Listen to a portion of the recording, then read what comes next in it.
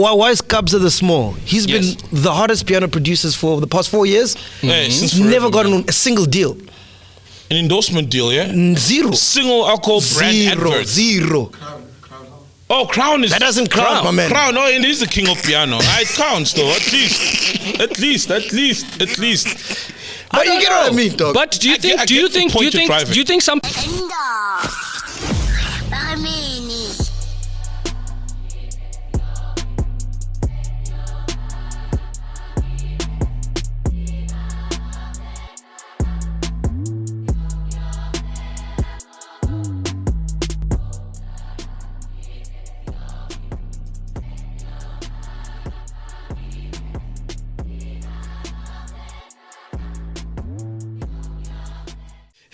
Ladies and gentlemen, please welcome one of the funniest comedians we have in the country.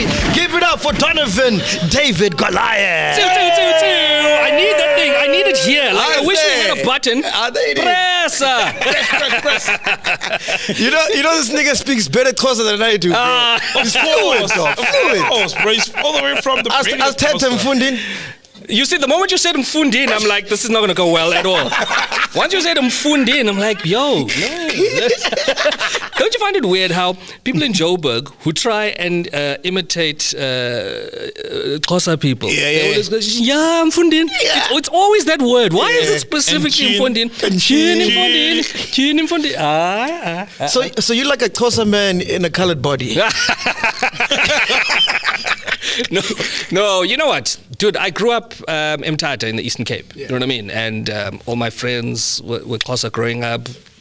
My dad is from Etzofimvaba. I grew up Etzofimvaba, you know? That's our family home. And it's just what it is. You know what I mean? So like you speak Xhosa. No, he's colored. He's colored? Yeah. And your mom? Colored. Colored? Yeah, she grew up in Libode, also in the Eastern Cape, you know? They're colored folk in those areas. Wow. You know, it's just nobody speaks about it. You know, like we never go, deep. Yeah. So, we just you grow up speaking Xhosa because everybody else does. You know, it's not like you learn it to try and fit. It's just what it is. You know. Did you go to the mountains? I didn't go to the mountain. I didn't. So technically, no. Can't say I'm Xhosa. No. What are you doing at the mountains, right? Yeah, and you know, even weddings, funerals, you know, we adopt and incorporate Xhosa culture. We slaughter, you know, we do whatever it needs to be done.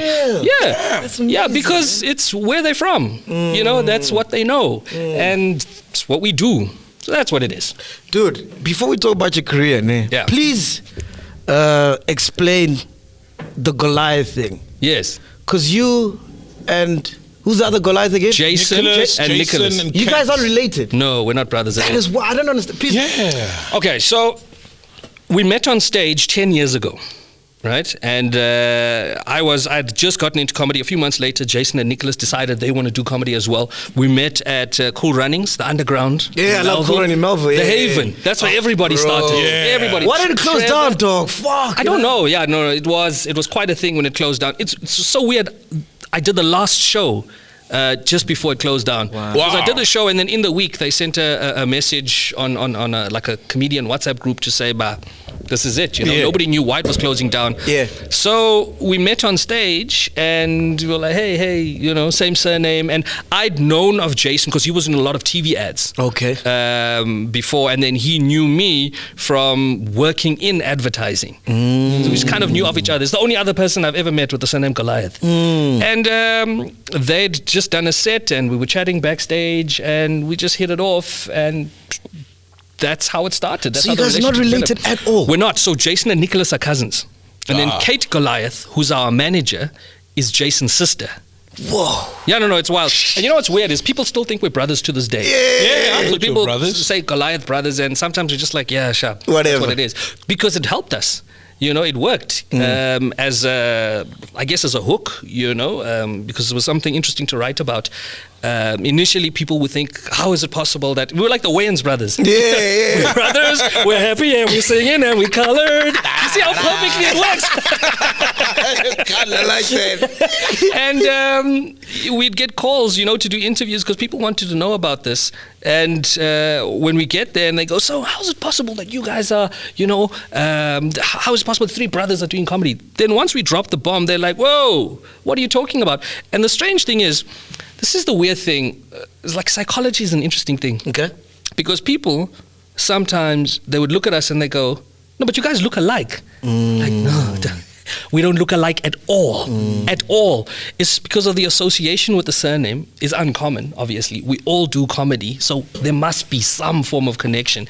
And they believed, and they thought we were lying. They're like, you're only doing this too. No, we're not related. And when you go down the family tree, there's no way where you guys... Hey, dude, we've tried, Yeah. We've tried, and there's nothing. Maybe like far, far down. I don't know. Yeah.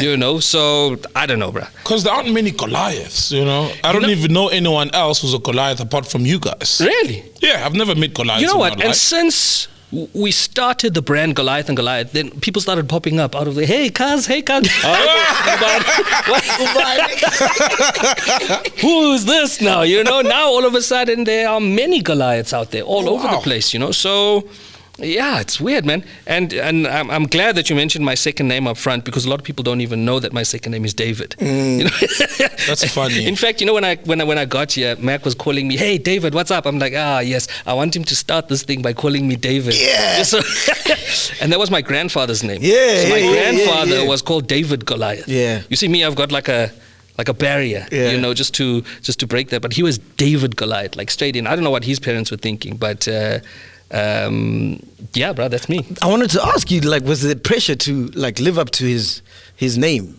To that name? Yeah, to that your grandfather's name. No. What kind of a guy was he, Vele? I'd never met him. Oh. I never met him. Yeah, he passed away before I knew him. Oh shit. Yeah. Man. Sorry to hear that. Yeah, I never met him at all. But apparently, funny, but very strong, hard man. Yes, like playing on both sides of the names. Yeah. Yeah. Because the name is very important, dog. Yeah. Like people end up becoming their names. That's interesting. Like Tiger Woods, Usain Bolt. It's in your name. Yeah. It's written. Right. Like, Yes. you can't become anything else. MacGyver. You know what I'm saying?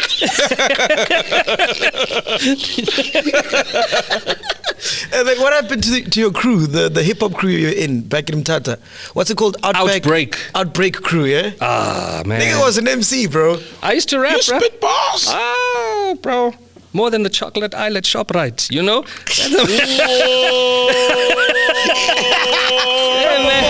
Come on. Go all day. Yeah, dude, we were in a rap group in Mthatha called Outbreak. Yeah. My alias was Acid Rain. Acid Rain. Acid rain. Yeah, because back then, like we were influenced by like hard gangster rap. Yeah. About Mob Deep, Yeah. Wu-Tang. Where it was lyrical fitness. Gangster. Yeah. So Acid Rain, and then a friend of mine, Miguel, who still raps to this day. He's amazing. He was called Peeps the Villain, and then we had my cousin, who was That Dog. Right, that was his name. That dog. Yeah. And I would design the I'll call that posters. dog.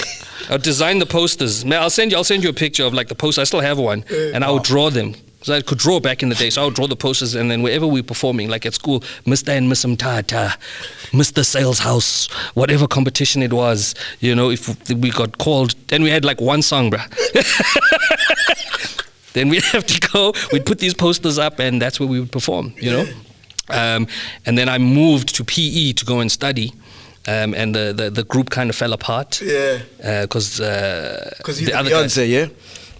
I guess. Yeah. The group kind of fell apart. And then when I'd come back home, right, just to visit, I'd be, just chilling at home, and, I'd hear like somebody whistling outside, and I get outside and I see there's this crew of young kids just standing there. Yo, Acid Rain, what up? What? And I'd get there, yo, man, we want to battle, dog. Yeah. Then I'm like, what do you mean? Yeah, we heard you rap, dog. We want to battle, dog. Then I'm like, no, we're not. I don't know. What is this? This is kids, bro. What is this? I haven't done this in like 4 or 5 years. Yeah. Anyway, I'm like, sharp, let's go. We go to their house and they pull out a cassette. They got a beat that they've just cut from somewhere. And then the guy, now he comes to, he does his thing. Then I do my thing. And then he does his thing. Back and forth, back and forth, back and forth. Wow. And it was just like, what a cool thing. Yeah. You know, what a cool thing to do. Like, it was so raw, bro. It was so hardcore. Wow, and but I love rap, bro. Rap is stuff that I've brought it into like a lot of my comedy sets. Yeah. You'll always find, hip hop has been a big part of I guess my world and That's what crazy, I love and what man. I do. I would have never thought you were a rapper, bro. Yeah, dude, I used to go in, bro. Your best verse? Can you spit your best verse? Do I even remember? Like an old verse. Yeah, right? yeah. So everyone has a go-to verse, bro. Yes. You have to have a go-to. Like if you get asked on the spot, you have to. You can't just share, So it was like, I tick like a time bomb, veins rip through my right arm. I catch you in your nightgown and then I slap you with my right palm. You in a state of panic like a nervous MC on his first night on. Scared to death, I hold the microphone so when the light's on, pray to God you don't come face to face with the mic dawn. My music got you speechless, innocent like a child born. Come on! Hey! Come on! Whoa! I know Chino Excel. Youngster CPT, is that you? Youngster UMT. Yeah, bruh. And that verse actually got us, Coca-Cola was like, doing these talent shows around Mthatha. They went to our local shopping mall called Circus Triangle, right? And they parked this truck and we just happened to be walking past. And they called us, somebody would just say, yo, man, why don't you guys go up and do your thing? And we carried a backpack with us with like cassettes, with like random beats that we had stolen from CD singles and wherever else. Yeah. And they gave us these oversized Sprite t-shirt or basketball vests. Yeah. We went on and we did our thing. And they told us, yeah, bro, this is it. In your mind, when you're like 14 and 15 and you go, I've made it. I'm gonna be a rapper now. Those guys never came back. You know what they did? They asked us for the vests back. Can you just give these back to us when you're done? We just need to put it on somebody else, but we'll give it to you at the end. Those guys bounced. So nothing came of it at all. Dude. So why did you come to Joburg then? Like, why did you leave Mthatha? Because I left PE to study. I left Mthatha, to study art and design in PE. In PE. Okay. PE Tech before it became NNMU. Okay. Right, so I studied art and design there, but even before then, I was doing a lot of religious oil paintings. Okay. Wow. I did one first Mthatha at my church, and then my priest moved to Durban to Marion Hill, and he built a lot of stuff there, and I would go in fact, there's still a painting up in Marion Hill if you go today, massive religious oil paintings. I've always been able to draw and stuff. That you did? That I did, yeah. Whoa. Yeah, super real, like hyper realistic, big, like the size of a door type of thing. Whoa, bro. And he would then commission me to do these things, which gave me a little bit of pocket money, just so I didn't put pressure on my parents for any cash when I'd moved to PE to study art and design. And I studied, got my degree. And while I was studying, it was in my 4th year, I sent a mail through to an agency in Joburg because I'd seen my boss at the time. I'd seen him speak at Design Indaba. Okay. Because I'd won a competition to go to Design Indaba to write a motivation on why I should be chosen because the tickets was astronomical. It was like at the time 2,000 for a ticket to go. I was never going to get an opportunity. Yeah. And I had no intention of coming to Joburg either because, when you're from a small town, you develop like weird small town syndrome and you think that you're not good enough for the big to town. Go to Jersey, Cape Town, whatever it is, especially in the industry that I wanted to go in. Yeah.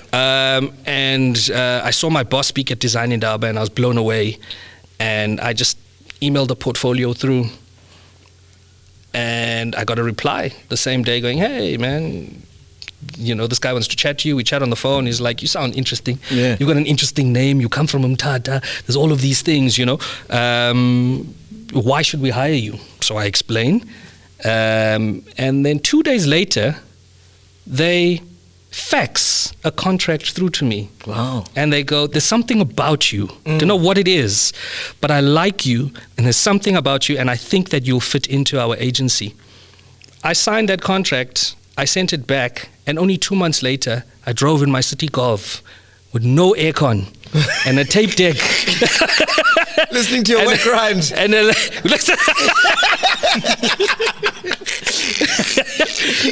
and a window, my City Golf that didn't go down. It had like a screwdriver in it. And I drove to Joburg to start a job in advertising and meet my boss and colleagues that I'd never met before.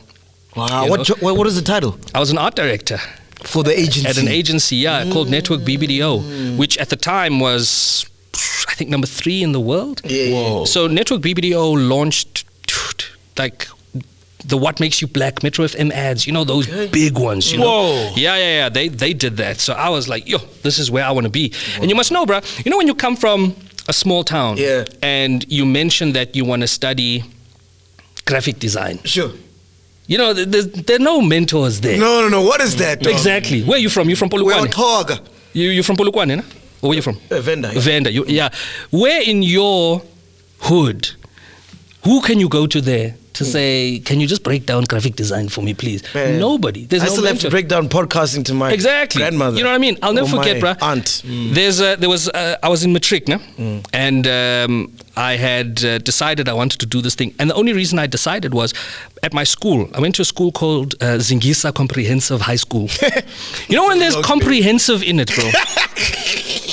When there's comprehensive, at some point a tar road is going to end here. Comprehensive says a lot if it's in a name. They're like schools like St. John's. They don't even say St. John's School. Yeah. No, they don't even say the surname. Just St. John's. Zingisa Comprehensive High School. And we had a teacher come through, Jason Crane, a white guy, who he's the one, because he saw I could draw and all of that. And he's like, hey, man, why don't you do this thing? He's the one who told me about it. And like, I had no idea what I was going to do. Just drawing, man. And I went onto the site, PE Tech site. I saw this stuff. I'm like, whoa, all this time, I've been looking at head cut posters. I love head cut posters, just on the side of the road. I love the simplicity of the communication where you don't have to say any words. You can just point to a picture, a side profile of a guy's head, and that's how your hair will look when you leave. That's basic, simple communication. I didn't understand that it was graphic design, even though it seems naive. He told me about it, and that's why I decided. And then I'll never forget, I was in matric studying. I was studying for biology. Yeah. And we had an uncle come over, and he was like super successful. He worked at this big telecoms company. He was rich. He had nice cars, So everybody was like, hey. This is the guy. He asked me, what are you going to study? Yeah. So I said graphic design. Yeah. This guy burst out laughing. You're sitting there and you're like, oh man, he burst out laughing. He had a drink in his hand, and he's trying not to spill it. He calls my dad, he holds my dad, and he goes, hey man, please, whatever you do, convince this lady not to go into this field. Yeah. So my dad's like, why? And he goes, because he's going to end up printing Mickey Mouse t-shirts at a flea market just here down the road. Bruh, do you know how hard that hits? Yeah. Because now you've already sent in forms, you've been accepted, and now you got to go and do this thing. And I believe him. Yeah, he's successful. Yes. And I'm so glad I didn't listen to him at all. Shout Came out to Joburg. Yeah, no. What does he say cut now? Me deep. Oh, he's lost everything. Oh, for real? Yes, You're the one trying to spill your drink now. He's lost everything. Yeah, no, his life just, maybe he got too arrogant. It sounds like it. Yeah, it all just fell apart for him. Like his life is in shambles at the moment, And sounds like Ngonde powerful. Life will humble you, Yeah, so, and that's when I came to Joburg and started my job in advertising. Where did you first live in Joburg? Because I'm thinking you don't know anyone at that time, right? I came to where every person from Mthatha comes to, Baklu. It's either Baklu or Midrand. Yeah. That's it. It's like a rite of passage. If you come to Jozi, you must come through here first. You know what I mean? And I lived there for about a year and a half, and then I couldn't deal with the traffic from Baklu to Hyde Park, where my office was. Yeah. And I moved closer. Yeah. Yeah, that's it, bro. And you haven't done any other jobs apart from that? That was my first job ever. Wow. I walked in, and that's the first job I ever did.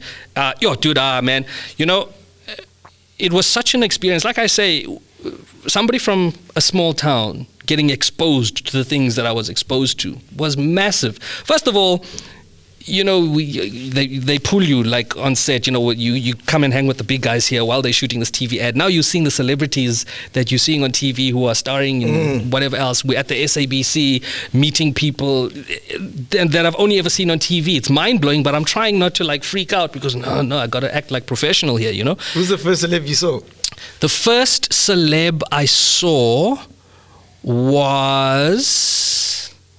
Wow. That's a good question. Who was the first celeb I saw? Sol Penduka? Nah. Hey man, I was an intern then working opposite you at the YFM Hyde Park. Oh, were you there? Yeah, I was there. Yes. Oh, you know that agency? Yes, I know the agency. You know the agency, Same complex as YFM. He knows it too. Which one? Which one was that? There by Hyde Park. For real? Were you there, bro? Was there, yeah. Right opposite. Right opposite. Oh shit! Exactly. That's It's a what it small was. world, man. That's exactly where I was. Yeah. Do you know who the probably first? bought lunch at the same place? Probably. Yeah. Nah, me, I used to go to Pick and Pay and buy that. Same, and buy right? Yeah. Chips. I'm sure, you know, there must have been a moment where like, Hadi bra, I'm just trying to get to that. There must have been, you know. That's where I worked. And David Cow. Oh, Strangely David enough. Cow. And you know why it was David Cow? We had a party at work and Tebogo Mahlatsi, the director, had just shot something for the agency and he brought David Cow with him. Yo, dude, and I was like... Losing your mind. Guys, this is Donavan days. why is nobody else freaking out here? You know, like nobody else is freaking. I'm like, it's David Cow. From Promenade. And I was too shy to go and introduce myself to him. And we'll chat about it later, like how David actually played a very important role in where I am today. No, let's talk about it now. So, we're going to skip over the whole advertising thing. We'll go back to this. This is podcast. Okay, yeah. We'll do whatever we want. Yeah. Go anywhere. So, when I Can tell he's corporate, decided... Structure. There must be order here. Yeah, it's segues. That's the word. I do comedy, bro. You can't come back to... Hi. So, when I decided to leave my job after 6 years, you must know I've never watched comedy before, ne?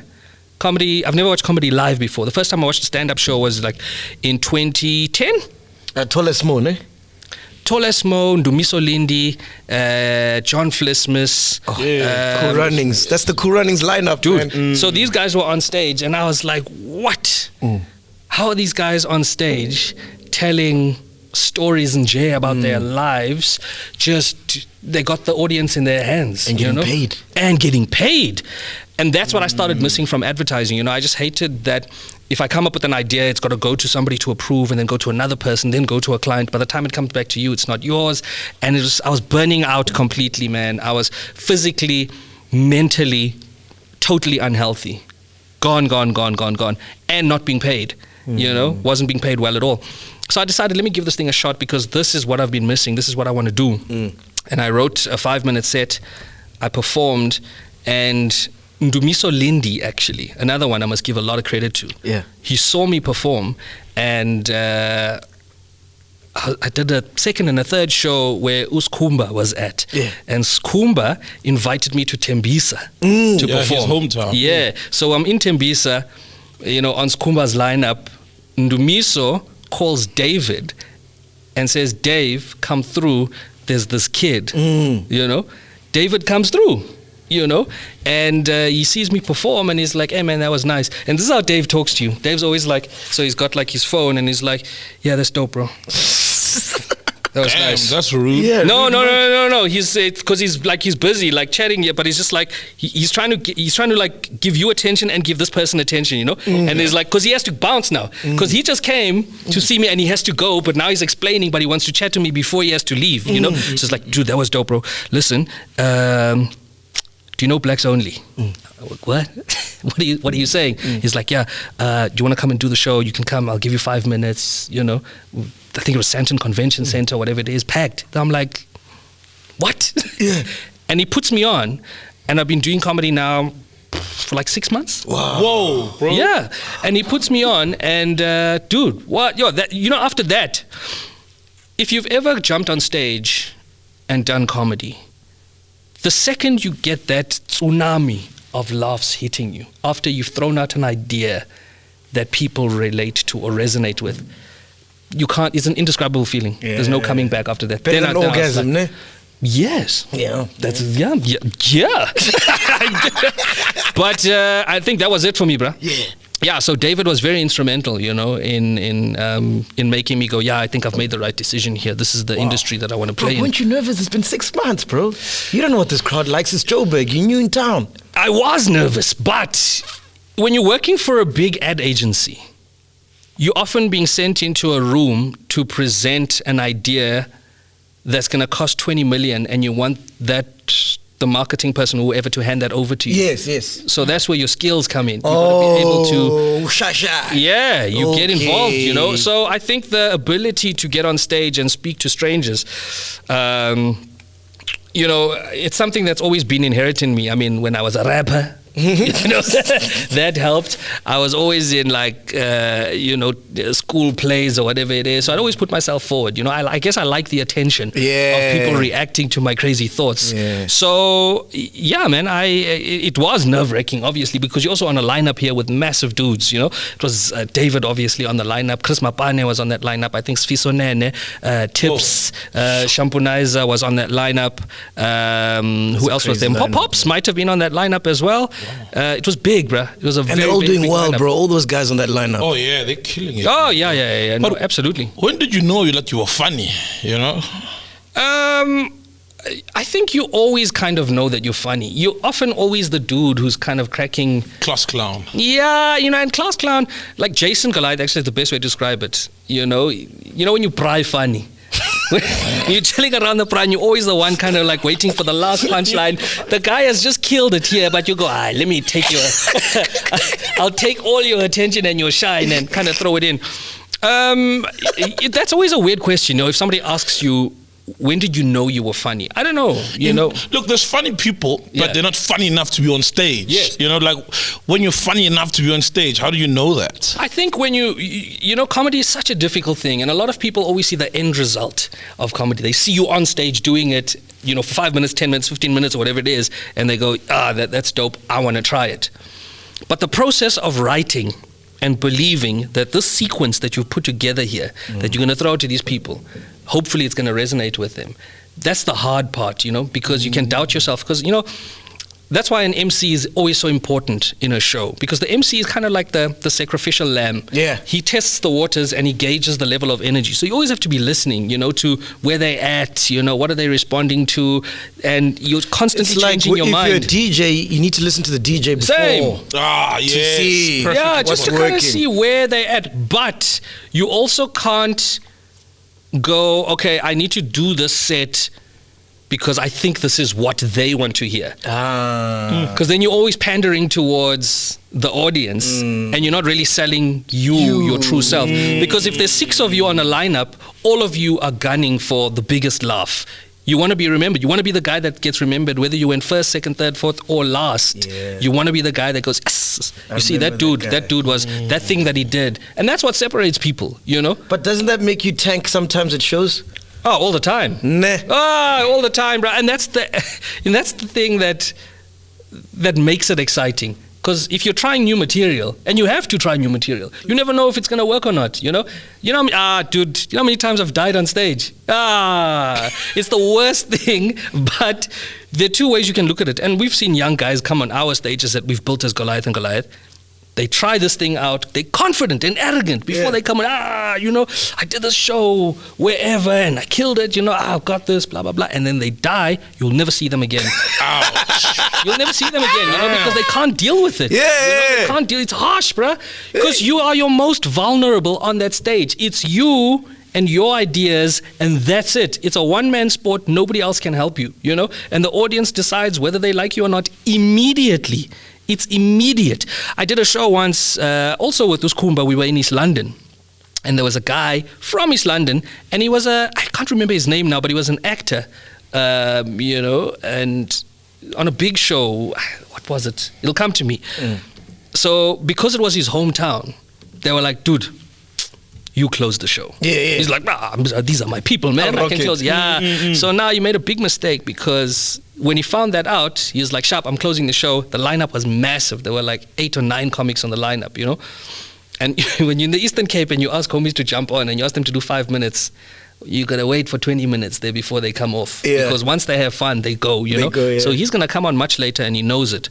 So he starts drinking early on. Ooh. And we telling him, hey, dog. Relax. Was he Chill. drinking champagne? No, he was drinking whiskey. Comics don't drink champagne. You'll never meet a comic in those years. Can I have some champagne? No, comics don't drink champagne. Are you crazy? And he drinks, bruh. He's drinking.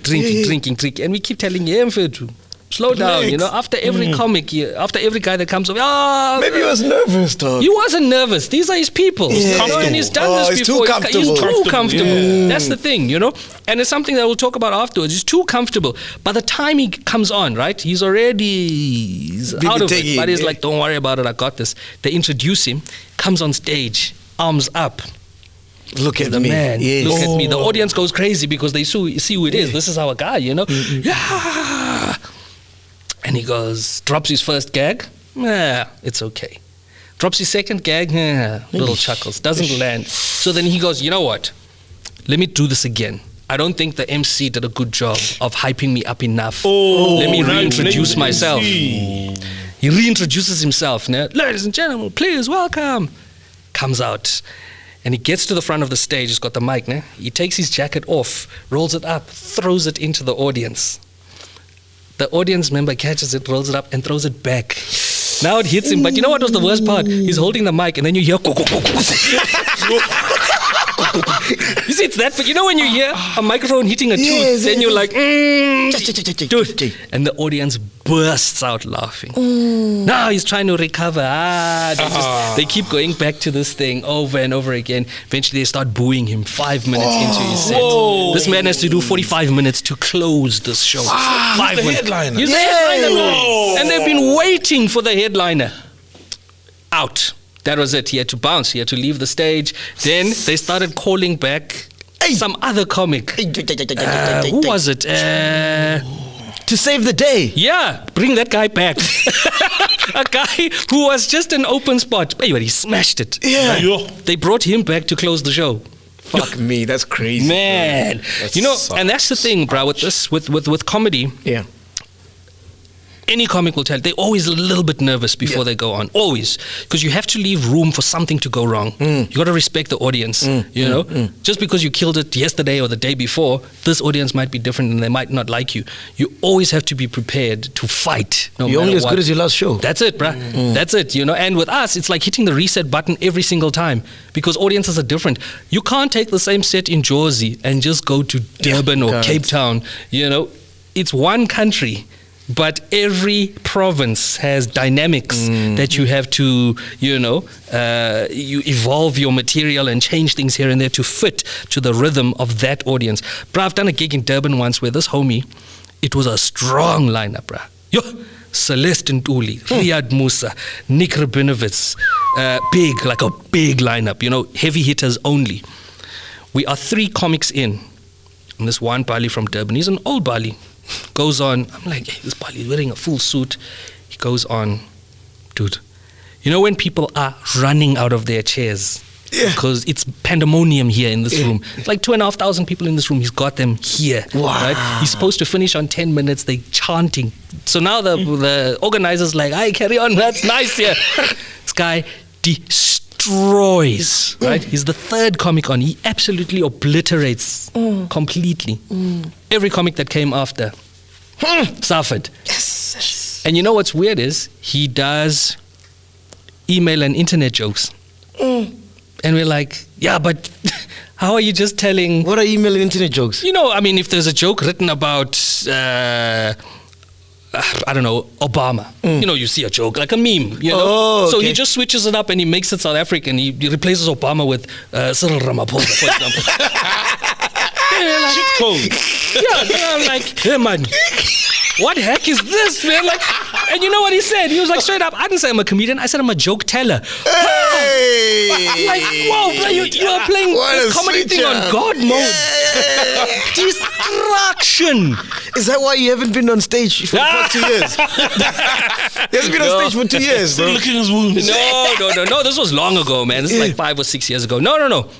I haven't been on stage in 2 years because 2020, when lockdown happened, and obviously entertainers couldn't perform, we had to close down our comedy clubs.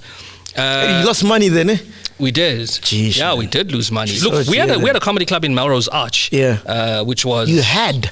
yeah. So it's gone. The Goliath Comedy Club. Yeah, man. We had a huge comedy club on the high street in Melrose Arch. Fuck, it's gone. I thought it's still there. No, it's gone, man. Oh, So we fuck, sold the space and a restaurant took over. Hey. And then we opened a space in Melville. And that space, we had to shut that one down when the lockdown happened. Man. But Sorry to hear that, man. Fuck. no, hey, but it's been hard, bro. Like, because we've been, it was, at some point we were running like 5 gigs a week in Jersey as Goliath and Goliath. It's very difficult because you don't make money from that from gigs, because a lot of the money that you make at the door goes to comics, goes to everything else. So the Goliath Comedy Club for us was, I guess, the best business card we've ever created because we introduced ourselves. Until we had opened that space, did we get called onto The Money Show to chat about comedy as a business. Wow. I get you. Yeah, I get we you. were on Destiny Man on the cover all of a sudden. Now it was like, comedy is a business, but they needed the facade to take us seriously, because it's always just like it's a hobby, Yes. and you're just cracking jokes, and that's why we let it go. But my wife and I, we started. She's a classical violinist. Okay. Right. So we started creating content in 2020, and because of my advertising background, I knew how to make. I know the software. I know all of that stuff, right? And we just started entertaining ourselves, I guess. Oh wow! And then people, gravitated towards it. It became a thing, and dude, I was shooting everything on an iPhone. Wow. Yeah, I was like using its full capabilities, but editing it in such a way that it looks as professional and as legit as possible. Yeah. And because iMovie. No, I was using Final Cut. I started with iMovie. Yeah, we all start there. Yeah, then I graduated to Final Cut.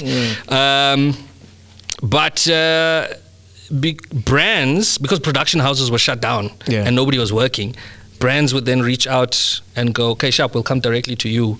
Can you just make this for us? This is our brief. What can you do? What can you turn around? And we just started rocking. 2020 was like probably my most successful year in terms of profits. Whoa. Yeah. Because you're doing your own thing. Yeah. Wow, man. Wow. Because we just created our own thing. Yeah. And we weren't competing. Yeah, exactly. We weren't competing with anybody. We were just trying to find simple creative solutions that could be churned out very quickly, that still had a bit of finesse, that still had a bit of our personality as well. And then it just kept going. 2021, we kept doing the same thing, 2022. But I like the space that I'm playing in now because I'm not the kind of person who can just gravitate to one thing. Yeah. It's just not me. Like, comedy is great, and I always do comedy. I'm always doing corporates. I'm always on stage at, often, like twice a week at least, but never just for stand-up. And here's an interesting story. So, March 2020, I did my one-man show. Actually, Feb. Yeah. I did a one-man show, right? At UJ in a big space there. It's dope, sold out 2 shows back to back. I pay for a crew to come and film it because we're going to sell, right? We've already signed a contract to sell to a big broadcaster, right? Do the shows, it's amazing. That's on the Saturday. On the Sunday, the director calls me and he says, yo man, can you come sit with me and edit? Yeah. And this is my second one-man show, right? Yeah. Can you sit with me and edit on Tuesday? I'm like, yeah, no, sharp, of course, Monday, I try and call him, can't get hold of him.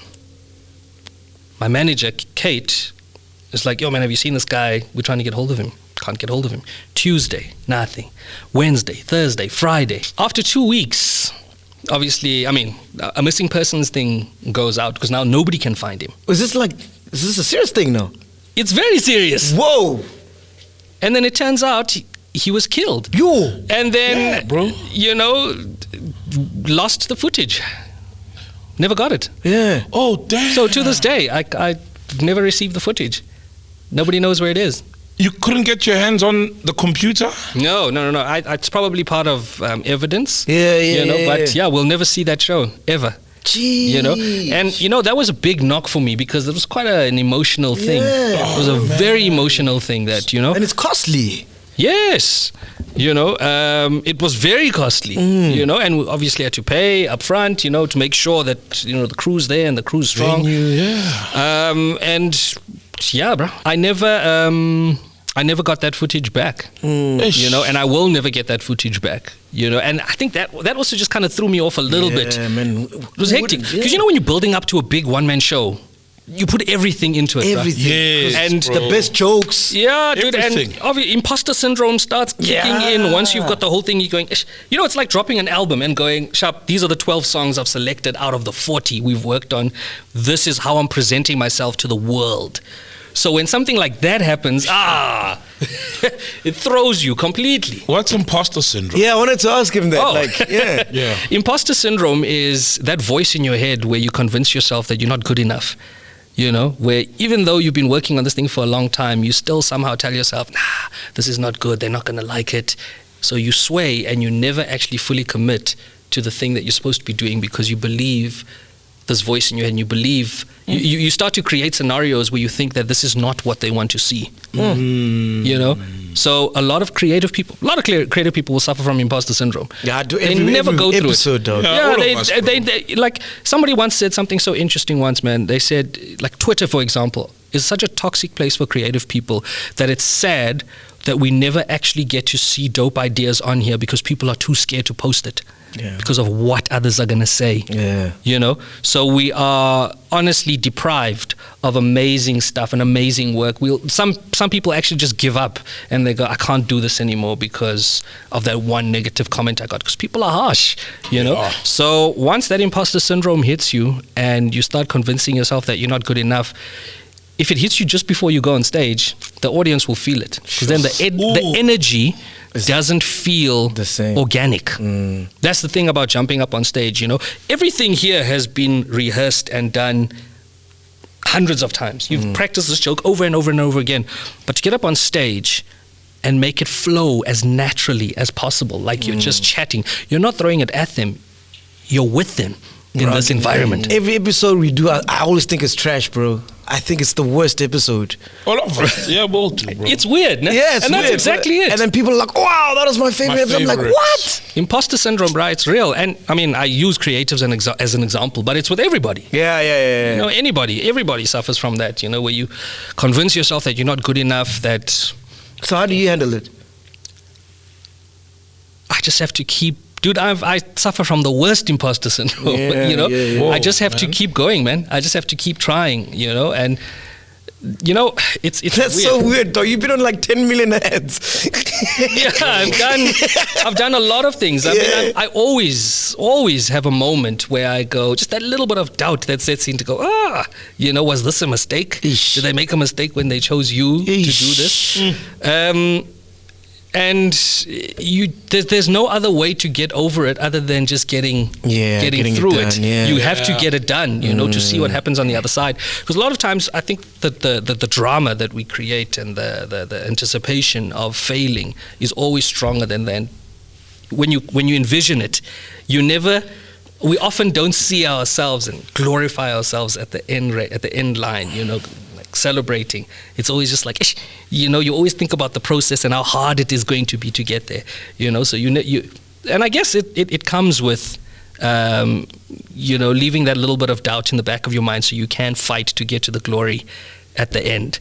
There's something Dineo Ranaka once told me which I found fascinating. She said it's weird how in life you will never get to experience how people experience you.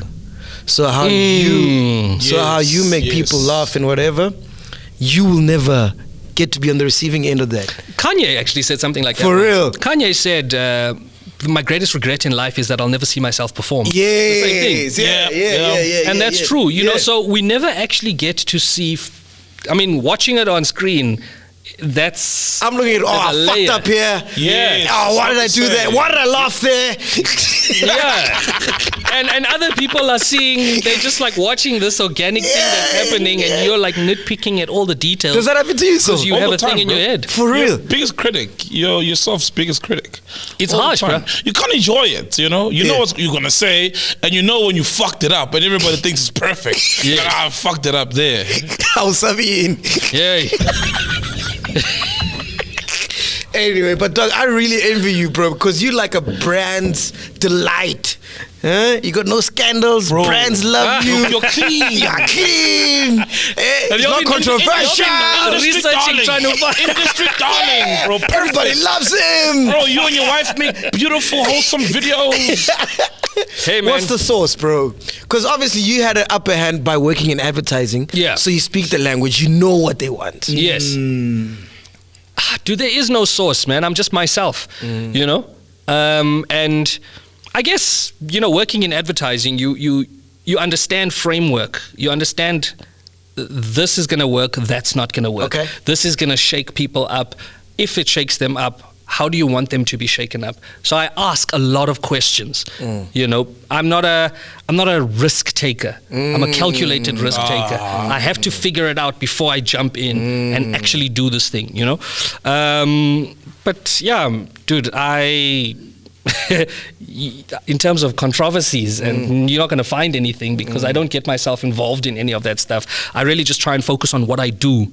You know, I focus on my craft and, you know, trying to be... What are brands looking for? Because everybody wants to work with a brand now. Like whether it's an influencer, an artist, podcasters, everybody. What are brands looking for? I think brands are looking for people who, one, can take what their ethos, what their messaging is, and flip it and turn it into something. Brands want beautiful synergy, you know. And I always say, like, if I turn down a lot of brands, bruh. If it doesn't work for me and it doesn't fit into my ethics, it doesn't matter how much it is, I say no, you know, because I know I'm not going to be able to give you something organic and legit. So I think that personally what I would do if anybody was trying to get into this is to kind of look at what do you want out of this. The last thing you want is to just say yes to everything and you're kind of just a face of whatever, because those things fly by. You can be a brand whore, yeah, you know, they just fly by. But I like the idea of a perfect synergy where I have my ideals and the way I do things, you have your ideals. Let's meet up here in the middle and see how we can connect to create something that feels like yours and like mine at the same time. And it's harder to do that. It's harder to make that kind of content, you know. But on top of that, you also have to figure out the texture of the landscape that people consume these things in, you know. What is the rhythm of this? How does it sound? How does it look? You know, what is it that people are used to seeing? What can you make that doesn't feel like an ad that is an ad? Because people are smart now. They can tell. You're trying to hook me. You're trying to hook me here. So how do you weave around those things, you know? And that's why I'm enjoying the space that I'm in, because that's what I currently do, you know? People will look at something and go, man, why am I so drawn to this? Kanti, at the end, this is an ad that you're watching. But I'm not making an ad for you. I'm making an interesting story, you know, that's going to grip you from beginning, that you're going to sit through and hopefully share with a friend because you want them to see A, B, and C, you know. Do you think you get your gigs because on merit or because of your connections in the advertising industry? No, on merit. On merit, ne? Yes, and that's what I strive for all the time. You know, I always try and make anything I make, doesn't matter what it is, as memorable as possible. I want you to, if you're in a boardroom and you're thinking about who are we going to get here, I must at least be in the top 5 names going, you see that guy? That guy's going to give us something interesting. These 4 people, often, you know, they're very predictable. We know exactly what they're going to give us, but this guy, he's going to give us something different, but I know it's going to be interesting and it's going to be something. And it happened recently, you know. I mean, I did a thing where I had to they sent me a coffee machine. Yeah. Right? This very expensive coffee machine. And, you know, the brief was very simple. Hey, we're going to send you this thing. Can you, like, just take a picture with it? And I'm like, no, I don't do that. Yeah. If I'm going to say yes to this, you have to give me creative freedom to do it. And I paid my own money, got a DOP in, and we sat and we figured it out, and we shot a little thing, you know. And it went out, and they were like, whoa, this is not what we were thinking at all. So for me, I always try and rewrite your brief. You know, Loiso Madinga and I did we did a couple of sketches once for a car brand. And when that brief came through, they were like, okay, Sharp, this is what we're going to do. We're going to set a couple of cameras up and some mics in a car, and you guys just do your comedy thing. Wait. Let's step back a little. What do you mean do your comedy thing? You know, just like rattle off and do your thing. I'm like, no, that's not how it works. We need a beginning, a middle, and an end. Yeah. You know, we need something to work with here because you guys don't look like the bad ones. We do.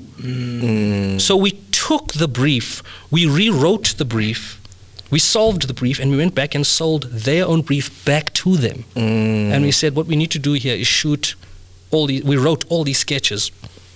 This is what we need to do. And we went and we presented 13. We shot 7. And one of them won a Luri. Wow. You know what I'm saying? Dope. And that was such a... And that's how it should be. As a creative person, if you are somebody who creates content, I don't think that you should be 100% dictated by the brief. Because if there's something in there that doesn't make sense to you, you need to go, nah, man, you know what, I'll get your messaging out, but let me throw in what I do. And do you think, like, in advertising, there are... So, man, I'm looking for a word, man. You know, like in music, there's people that control... Gatekeepers. Gatekeepers, yes. Cabal. Yo, cabal. Hey. Wow. Yes. Cabal. Yes. Man. Do you think they're gatekeepers? And I'll tell you why I think they are, but let me hear from you first. Look, when you are in the industry, so if you're working at an agency, for example, and you're entering awards, and I've always noticed this with a lot of advertising. I think any awards, doesn't matter, advertising, music, whatever it is.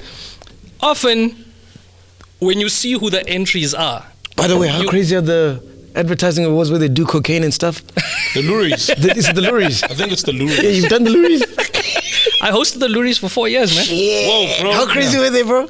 No, the Luris is insane. But I've been part of the Luris, man, because I was in the game, you know? Yeah. The Luris are insane. It's wild there, bro. No, it's wild. But,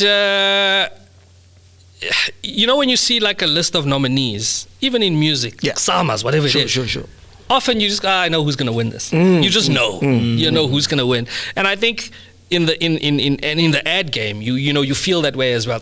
This one is going to take it. But a lot of times it's often if that thing has won overseas at a big international awards, Cannes, DNAD, whatever it is, there's a strong chance it's going to win here as well. You know, but I wouldn't really say there's gatekeepers, but they're definitely people that, and I don't know how it works and what the bias is, but it's always the same people who win every single time, you know.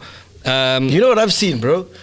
I've seen from my experience, I could be wrong because I've never been in advertising. Yeah. But I think like these agencies are owned by a handful of people who obviously work together because they're all pitching for the same campaign, right? And they choose who gets the deals.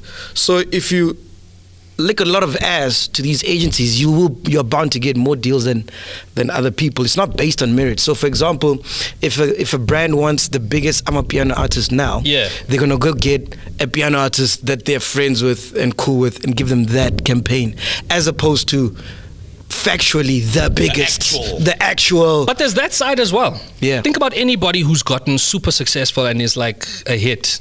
Chances are they're going to be in like 3 or 4 ad campaigns, you know, because you're a face. That's what advertising does. Yeah. You choose a recognizable face who's super successful, and you use them to sell your product. Why is Kabza the Small? He's been the hottest piano producers for the past 4 years. Since He's never gotten a single deal.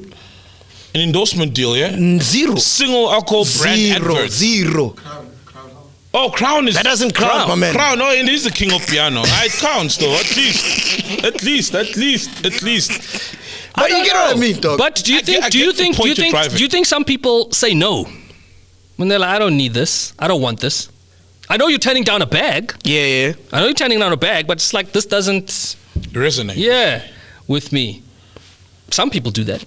I don't think there's No more ways. people that say yes than no. Oh yeah. No, bags, obviously, a lot of bro. people will say because it's big bags, bro. Yeah. That's massive, you know? Bro, you know the ad agency that does Castle Light, that does this, Yeah, boom. If anything comes up, they're gonna call you first. Oh yeah, it's like there was a Castlelite, a promoter thing, what influencer thing. And I'm not saying there's anything wrong with what you're doing. It's just that how it works. Yeah. Yeah, no. It's a great conversation. Yeah, you were saying? I'm saying, example, there was a Castlelite promoter thing where this girl is pouring the beer in the wrong way. You don't hold beer like that. And the Castlelite is hot. You can see it's hot. And the whole thing of Castlelite is it must be ice cold, right, when you serve it. And you don't pour a drink like you're pouring water or something, especially beer. Yes. And that drives the point that it was someone's friend. Yes. Got that influencer bag. Yes. Is it Put someone's... that thing here, Mesh. It's funny as hell. That thing is funny. No, that thing was funny. You Even I remember was it, like, right? Cringe. oh no, Cringe. you know. So, with me, going back to your original question. Hey, we deviated here. Yeah.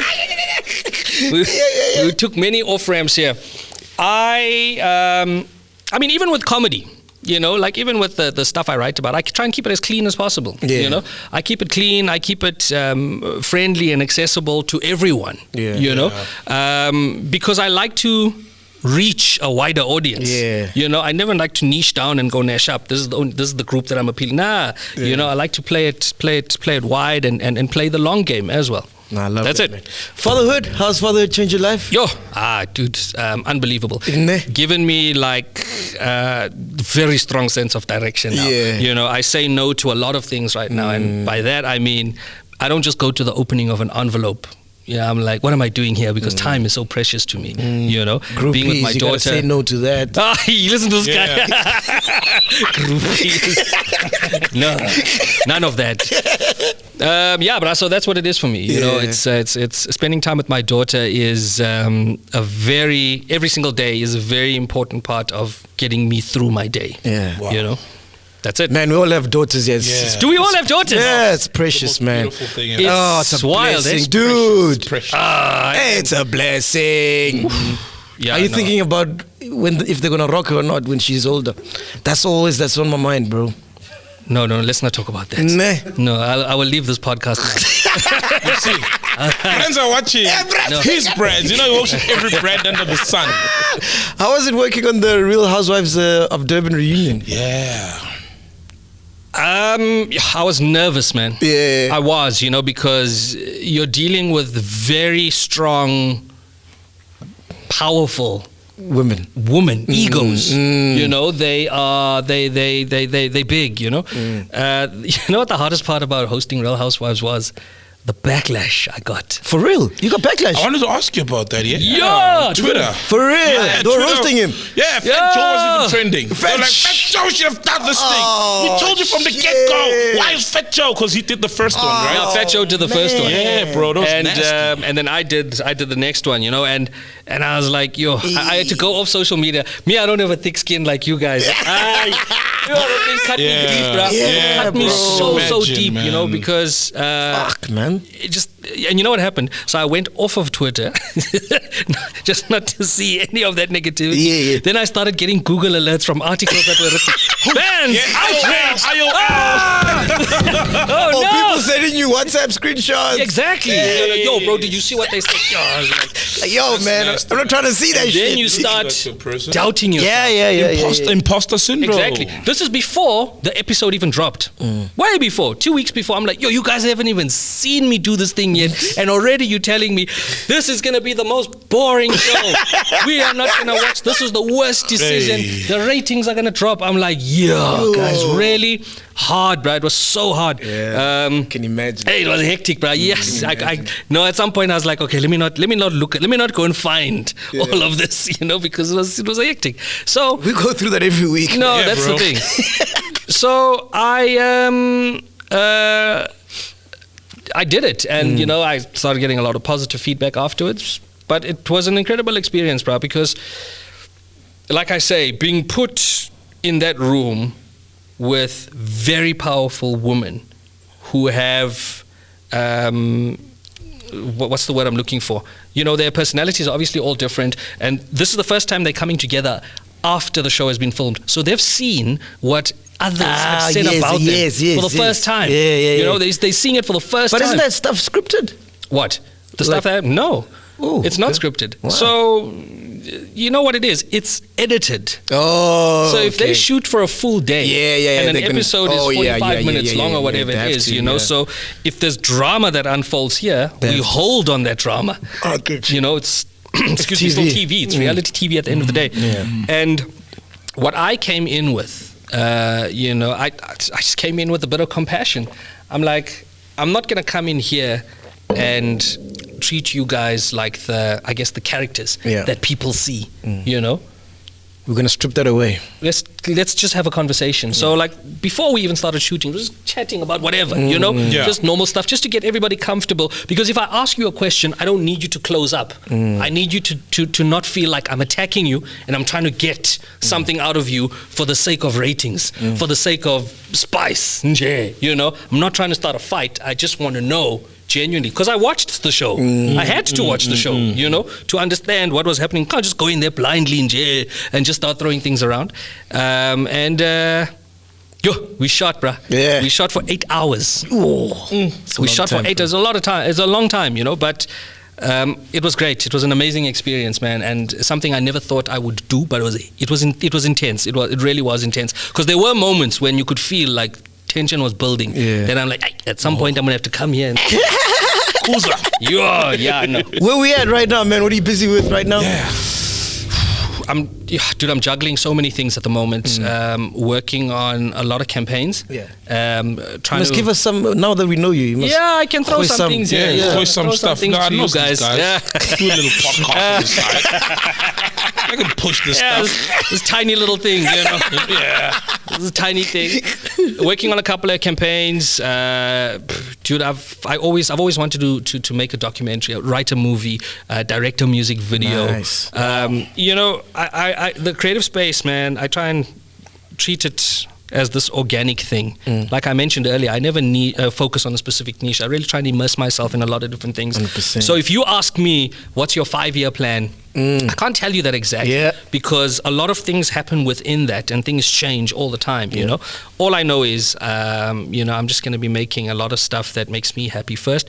In a nutshell, I'm trying to write the book that I want to read. Hey, love that. You know what I'm saying? Fucking love it. So yeah, that's me. And what do you want to be remembered as, man? Wow. That's a tough question. Hey, you can tell he's not a chill, eh? We ask every guest that, eh? Yeah. I never think about it. Question is always coming. No, but I never plan. I don't even like to plan any of this stuff. I like the spontaneity of it. I think I just want to be remembered as, you know, wow, bro, I think just an exceptional storyteller. Somebody who was able to take the most mundane, relatable topics that we all looked over and polish it and turn it into something else that made us stop and go, wow, that's insane. You know, I think I like people to always just think of me as, whenever they see anything I've put out, or when they watch this, they go, what is he going to do next? I like that anticipation, you know, like leaving people in anticipation about what's next, you know, what else could he be getting himself involved in, you know. So I mean, if I decided I wanted to start making chairs, why not? You know, because that's what I love, you know, and that's what I'm inspired by. If it involves creating something, that's what I'm going to do. But so there's no one thing that I want people to remember me for. Yeah. Wow. Do you get compared a lot with Trevor Noah? Because you kind of carry yourself the same way. You almost speak like you almost speak like him. I hear it like, and he's clean. A bit of him. Super clean. And the thought he was white when he was a kid. You know, all these common threads. You know what happened once now? In my first year of doing comedy, I did an interview. I think it was at YFM. Oh, okay. Yeah. See, that sounded like Trevor Noah. I think it was YFM. Listen to this guy. Now you're going to nitpick everything. And I can't remember who it was that interviewed me, but they said, man, you know, I saw you perform wherever, you know, YFM was there. I love that. I love what you do, you know. And what is it about Trevor that made you also take on the Xhosa thing? I'm like, What? What in the trevor? They're assuming that not like you grew up in the Eastern Cape, you spoke I Xhosa. was like, is that what you? Is that what you see? Is that what you get out? Oh, dude, And they've assumed. yeah. I'm like, damn, man. You know, What I in was the like trevor so is blown that? away, you know, like, no, guys, this is just What a travesty. me. I'm just telling stories. That was awful, by the way. Have you ever done stand-up? No, don't. No, I'm kidding. No, man.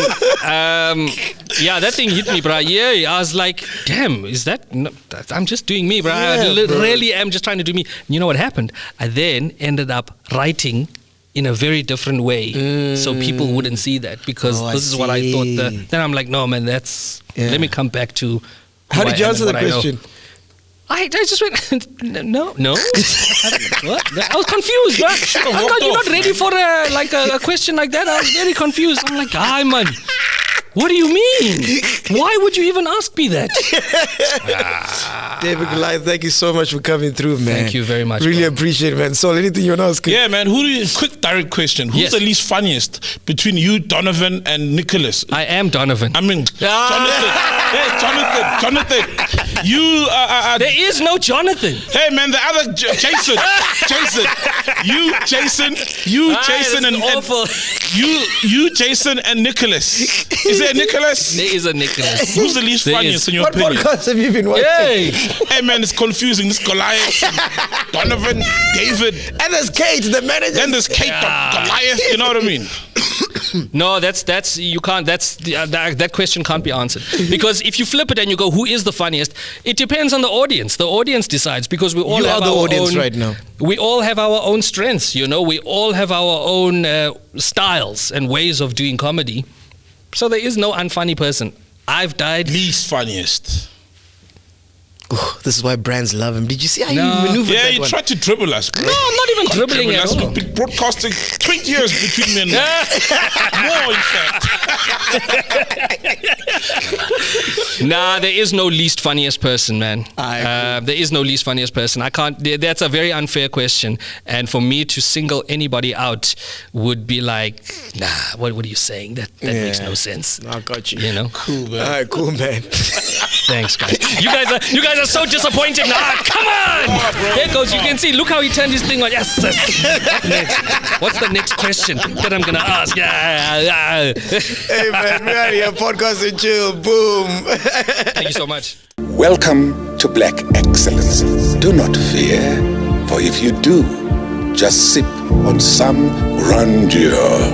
And if you still do, ask ourselves, what would Mapapunzi do? Parama chilla, itlesha lefiki. Ungoyigi, even when they ask you, how sabini, do not fear. For if you do, just say, Anistivi. This is the medicine of censorship. This is the pill. Which one is that one? Podcast and chill.